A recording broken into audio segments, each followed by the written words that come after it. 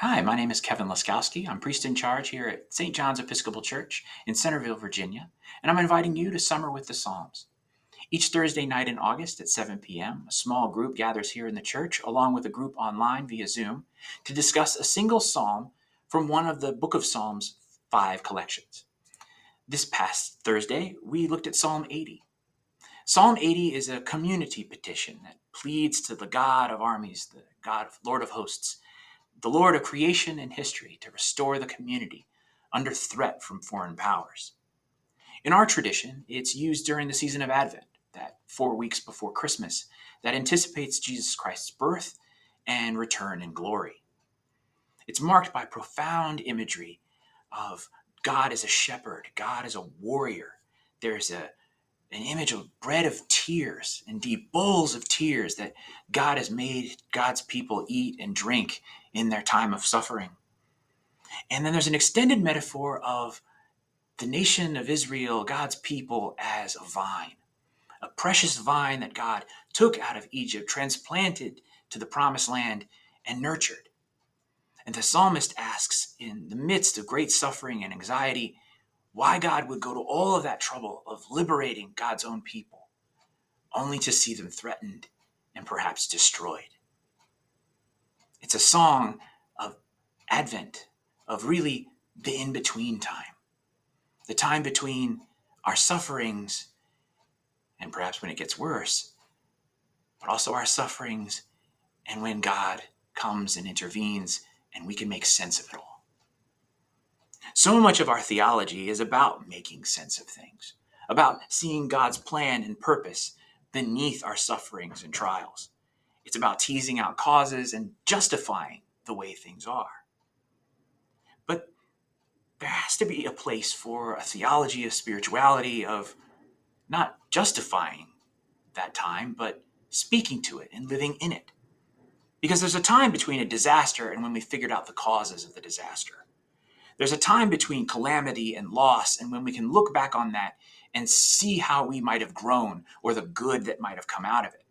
There's a time between suffering and when we've made sense of it.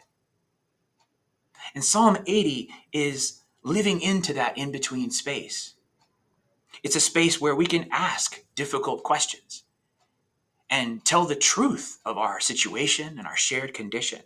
When we can witness and lament, it is the time where we're actually feeling and suffering. And it's there that we can put words to that suffering and endure. When we experience a loss, when we fail, when cherished institutions and relationships are under threat, when everything that we hold dear seems to be falling around us, we're not looking for the meaning behind it all. We're looking for a way to live that, to speak that, even sing that. And that's what Psalms like Psalm 80 are for. Indeed, you can read almost all of the Psalms and all of Scripture with it as words for the in-between time. Not doctrine that we need to see behind the scenes, but speaking authentically and really, perhaps for the first time, about the situation we're actually in and about the relationship that persists. It's only when we accurately, spiritually, and bring all of our human and divine resources together artfully that we can tell the story, sing the song of our situation. It's then that the way becomes a little clearer and the light at the tunnel becomes visible. With Psalms like Psalm 80, we're free, having witnessed to the present, to imagine the future and dream again with God. Psalm 80 invites us to tell the truth, not of the world behind the one we're experiencing, but of the one we're actually living and where God is most definitely present. So that was Psalm 80. And I hope you'll join us this Thursday, August 24th at 7 p.m.